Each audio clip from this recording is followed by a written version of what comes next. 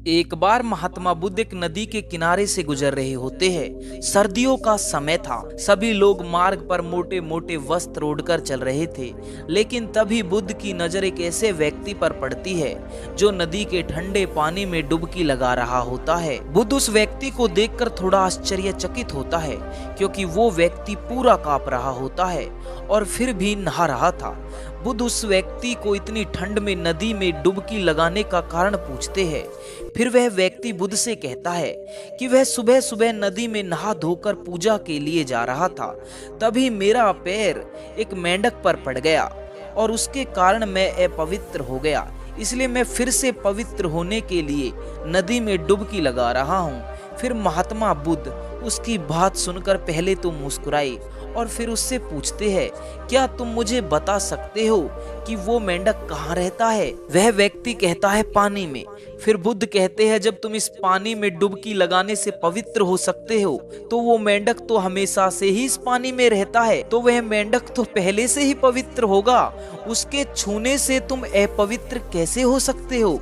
उस व्यक्ति को बुद्ध की बात समझ आ जाती है और वह पानी से बाहर आता है। बुद्ध उस कांपते हुए व्यक्ति को एक वस्त्र उड़ाते हैं और कहते हैं कि अंधविश्वास किसी बात का तब तक मत करो जब तक वह तुम्हारे खुद का अनुभव ना बन जाए। बुद्ध कहते हैं कि मनुष्य अपने मन के कारण ही दुख पाता है और जो चीजें अपवित्र है उन्हें तो वह अपवित्र नहीं मानता, लेकिन जो चीजें पवित्र है उन्हें वो अपवित्र मानता है।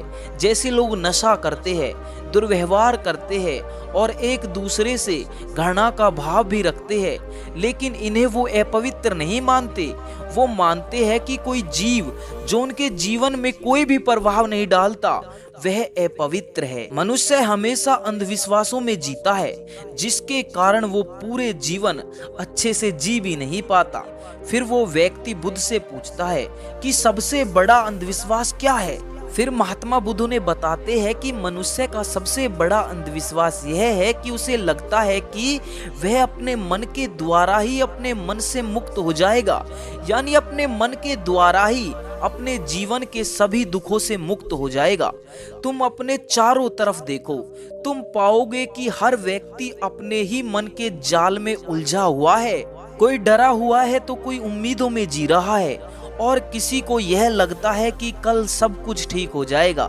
लेकिन वास्तविकता तो यह है कि जब तक मनुष्य अपने मन को नहीं समझाएगा तब तक कुछ भी ठीक नहीं हो सकता, और यही सत्य है। फिर वह व्यक्ति बुद्ध से पूछता है, हे महात्मा, फिर इस मन को कैसे समझा जाए? बुद्ध कहते हैं, जागरूकता के द्वारा। पूरे दिन में जब भी याद आए जागरूक होकर देखो कि तुम्हारा मन तुमसे क्या करवा रहा है।